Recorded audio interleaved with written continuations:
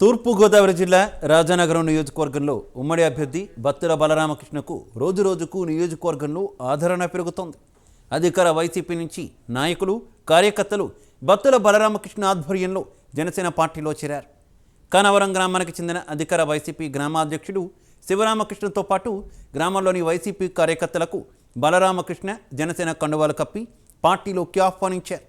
ఈ సందర్భంగా వారు మాట్లాడుతూ నియోజకవర్గంలో రోజురోజుకు అరాచకాలు పెరుగుతున్నాయని, అభివృద్ధి శూన్యమని బత్తుల బలరామకృష్ణ ఆగ్రహం వ్యక్తం చేశారు. జనసేన ద్వారా మార్పు లభిస్తుందని ఆశతో బలరామకృష్ణునికి మద్దతు ప్రకటిస్తామని చెప్పారు. అధికార వైసీపీ నాయకులు చేస్తున్న నిరంకుశ పాలనకు విసిగిపోయి జనసేన పార్టీలో చేరుతున్నామంటున్న బలరామకృష్ణతో మా ప్రతినిధి Anjibabu face to face. Rajanagaram నియోజకవర్గంలో అధికార వైకాపాకి భారీ షాక్ తగిలిందని చెప్పవచ్చు. ప్రస్తుతం చూసుకుంటే కనుక ఇక్కడ మాజీ మార్కెట్ యార్డ్ ప్రెసిడెంట్తో పాటు అలాగే ప్రస్తుతం వైకాపా గ్రామ అధ్యక్షుడిగా ఉన్నటువంటి శివరామకృష్ణ ఈ యొక్క జనసేన పార్టీలో బత్తుల బలరామకృష్ణ గారి ఆధ్వర్యంలో ఈరోజు జాయిన్ అవ్వడం జరిగింది. ప్రస్తుతం ఆయన మనతో ఉన్నారు, వారిని అడిగి తెలుసుకుందాం. సార్ చెప్పండి, ఈ యొక్క నియోజకవర్గాన్ని మేము భారీ స్థాయిలో అభివృద్ధి చేస్తాం అది ఇది అని చెప్పి అధికార పార్టీలో ఉన్న ఎమ్మెల్యే చెప్తున్నాడు. అతన్ని కాదని మీరు ఈరోజు ఈ జనసేనలోకి వచ్చారు, ఏంటి కారణం? బలరామకృష్ణ ఇంకా డెవలప్ చేస్తారండి. అంటే మీరు 4 ఏళ్ళ నుంచి కూడా అధికార పార్టీలో ఉన్నారు, అంటే మీకు ఎందుకు అధికార పార్టీ మీద విసిగి చెందిందని చెప్పవచ్చు? అంటే పవన్ కళ్యాణ్ గారు ఇంకేం ఆయన చూసి ఆయన అభిమానం బలరామకృష్ణ గారి గురించి వచ్చాం. అంటే ముఖ్యంగా చూసుకుంటే కనుక మీ నియోజకవర్గంలో ఏ గ్రామంలో చూసినా కొండలు మాయమైపోయి ఉంటున్నారు, ఎంతవరకు నిజం అంటారు? కొండలు అంటే ఇది ఉంటుందండి. ఇది మరొక ముఖ్య నేత ఉన్నారు, వారిని అడిగి తెలుసుకుందాం. సార్ చెప్పండి, ఈ యొక్క అధికార పార్టీని వదిలి ఈరోజు మీరు జనసేన పార్టీలోకి చేరారు, ఏ విధంగా ఫీల్ అవుతున్నారు? నాకైతే కనుక మా నాన్నగారు ఉన్న కాడి నుంచి ఈ రోజు వరకు కాంగ్రెస్ పార్టీయే అస్తం గుర్తు స్టార్టింగ్ నుంచి. అయితే వైఎస్ఆర్ వచ్చిన తర్వాత మళ్ళీ కాంగ్రెస్ అని వెళ్ళకపోవటం వల్ల దీంట్లోకి వచ్చాం. దానివల్ల నాకు ప్రయోజనాలు ఏం కనిపించలేదు. నేను ఎన్నిసార్లు వెళ్ళి మా లెటర్ రాయమంటాం, ఏదో చేయమంటాం, అంతవరకు చేయటం, మళ్ళీ ఏదో వెంటనే రిప్లై వచ్చేస్తానంటాం, ఏదో చేసి పెడతానంటాం అంటమే. కానీ దాని వల్ల నాకు ఉపయోగం పొందలేకపోయాను. ఏదో పైన ఇస్తున్నారు, మేనిఫెస్టోలు అవి అలాగే అంటున్నారు తప్ప అంత మించి వస్తే రావండొచ్చు అందరికీ, లేకపోతే దానికి అర్హులు అయితే ఉంటేనే ఇస్తున్నారు, లేకపోతే లేదు. అయితే ఈ కొత్త పార్టీ జనసేన అండ్ బత్తుల బలరామకృష్ణ గారు బలపరిచింది. దాని గురించి ఇది ఒక మార్పు వస్తుందేమో అని చెప్పేసి బలరామకృష్ణ గారిని జనసేన పవన్ కళ్యాణ్ గారి అభిమానం మీద మన తెలుగుదేశం నాయకులు ఉన్నారు, ఆ నాయకుల వల్ల కలిసికట్టుగా చేస్తారని చెప్పి నేను దాన్ని మనస్ఫూర్తిగా విలీనం అవ్వాలని చెప్పేసి పార్టీలో చేరటం అయింది. ముఖ్యంగా చూసుకుంటే కనుక మీ గ్రామంలో అధికార పార్టీ ఇచ్చిన ఇళ్ల స్థలాలన్నీ కూడా ఎకరాల భూములు ఉన్న వాళ్ళకే కానీ నిరుపేదలకు అందలేదంటున్నారు, అది ఎంతవరకు నిజం అంటారు? అయితే అది నా విషయంలో అయితే కనుక మా పాపకి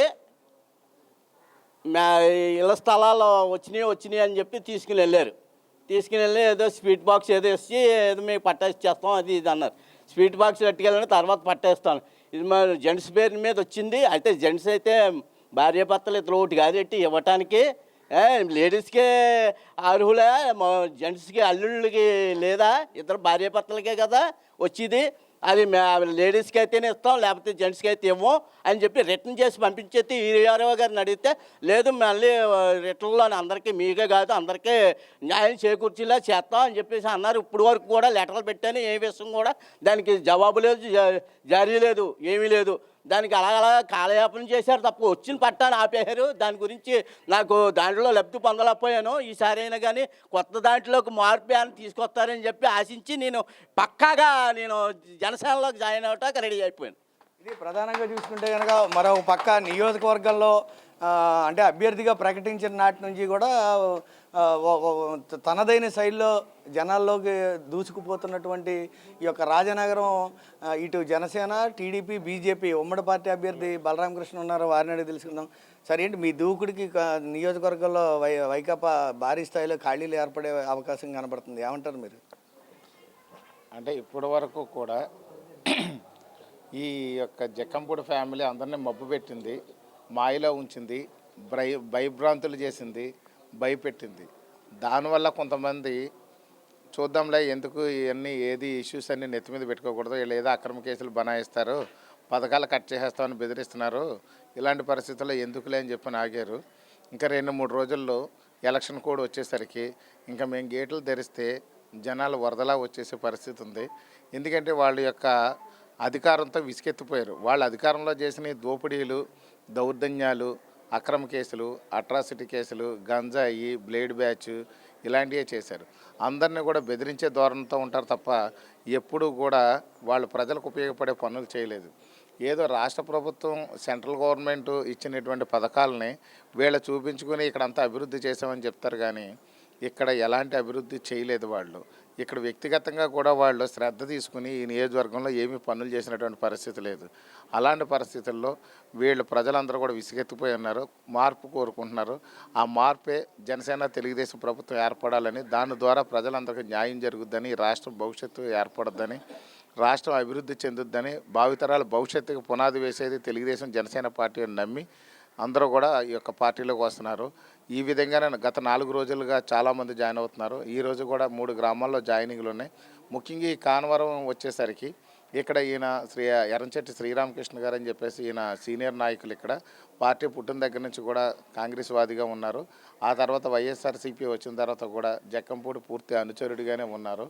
అలాంటి వ్యక్తి కూడా విసిగి చెంది ఈ గ్రామానికి పార్టీ ప్రెసిడెంట్, వైఎస్ఆర్సీపీ పార్టీ ప్రెసిడెంట్గా ఉన్నారు. వారి అనుచరులతోని, బంధువర్గంతో కూడా ఈరోజు పార్టీలో జాయిన్ అవుతున్నారు. పూర్తి స్థాయిలో విసిగి చెందింది. ఎప్పటికీ మా దగ్గర నుండి కూడా ఎలాంటి కమిట్మెంట్ లేకుండా, ఎలాంటి కండిషన్స్ లేకుండా ఆయన ప్రేమపూర్వకంగా ఈ యొక్క పార్టీ ద్వారా, ఈ యొక్క తెలుగుదేశం జనసేన పార్టీ అధికారం వచ్చిన తర్వాత ప్రజలకు మంచి జరుగుద్ది, ఆ విధంగా నేను ఇక్కడ నా కేడర్ కూడా మంచి చేసుకోగలుగుతాను, నా గ్రామాన్ని అభివృద్ధి చేసుకోగలుగుతాను, నా మండలంలో ఉన్నటువంటి బంధువర్గానికి, స్నేహవర్గానికి, తెలిసిన వాళ్ళందరికీ న్యాయం చేయగలుగుతానని చెప్పి వారి పూర్తి విశ్వాసంతో పార్టీలో జాయిన్ అవ్వడం జరిగింది. ఈరోజు వారితో పాటు వారి మేనమామ గారు అయినటువంటి మూర్తి గారు కూడా జాయిన్ అవ్వడం అయింది. ఈయన విద్యావేత్త. ఈ గ్రామంలో ఆ ప్రజలందరికీ కూడా ఏ అవసరం వచ్చినా సరే అన్ని పనులు చేసి పెడుతుంటారు. అలాంటి వారికి కూడా ఆయన పూర్తి అనుచరుల గుణం కూడా ఎస్సీలు, బీసీలు కూడా ఈ పార్టీలో జాయిన్ అవ్వడం అయింది సార్. ముఖ్యంగా చూసుకుంటే కనుక రాజా అనే ఒక ఎమ్మెల్యేనే మీరు నెగ్గించారు, కానీ 3 ఎమ్మెల్యేలు ప్రజలకు సేవ చేస్తున్నామని చెప్పి ఆయన చెప్పడం జరుగుతుంది. దీని మీద మీ కామెంట్ ఏంటి? అసలు 3 ఎమ్మెల్యేలు, 30 మంది ఎమ్మెల్యేలు అన్నది అసలు ఎమ్మెల్యే అని కూడా ఒకటే కదా ఉంటాడు. ఎమ్మెల్యేలు ఎందుకు ఉంటారు అంటే ఎమ్మెల్యేల్లో కూడా ఒకే నియోజకవర్గానికి 3 ఎమ్మెల్యేలు ఉంటారా? ఇవన్నీ పిచ్చి మాటలు తప్ప ఎమ్మెల్యేలు 3 ఎందుకు ఉంటారు? ఎమ్మెల్యే స్థాయిలో పనిచేసే వాళ్ళు నియోజకవర్గంలో ప్రతి మనిషి ఉంటాడు. అది జనసేన ప్రభుత్వం, టీడీపీ ప్రభుత్వం ఏర్పడిన తర్వాత జరుగుద్ది. ఎమ్మెల్యేలు ఒకే నియోజకవర్గానికి 3 ఎక్కడ కూడా ఏ రాష్ట్రంలోని కూడా లేరు, ఏ దేశంలోని కూడా ఒకే నియోజకవర్గానికి 3 ఎమ్మెల్యేలు ఉంటారు. అది ఒక పిచ్చి మాట మాట్లాడుతూ వాళ్ళు అలవాటు చేసుకున్నారు. ప్రజలు గొర్రెలు అనుకుంటారు. ప్రజలు గొర్రెలు కాదు, తెలివైన వాళ్ళు. ఆ తెలివైనది 2024 ఎలక్షన్లో చూపిస్తారు. ఇది ప్రధానంగా చూసుకుంటే కనుక అధికార వైసీపీ మీద విసిగెత్తి జనసేన, బీజేపీ కూటమి అభ్యర్థిగా తనని బలపరచడానికి ముందుకు సాగుతున్నారని చెప్పి బలరామకృష్ణ చెప్తున్నారు. రాబోయే రోజుల్లో అంటే ఎన్నికల కోడ్ వచ్చిన వెంటనే గేట్లు తెరవాలే తప్ప మరింత వెల్లువలా ఈ యొక్క ఉమ్మడి పార్టీకి మద్దతు ప్రకటించడానికి మరింత మంది ముందుకు వస్తారని చెప్పి కూడా ఆయన ఆశాభావం వ్యక్తం చేస్తున్నారు. వీడియో జర్నలిస్ట్ రామకృష్ణతో అంజిబాబు, ప్రైమ్ మినిస్టర్, తూర్పుగోదావరి జిల్లా.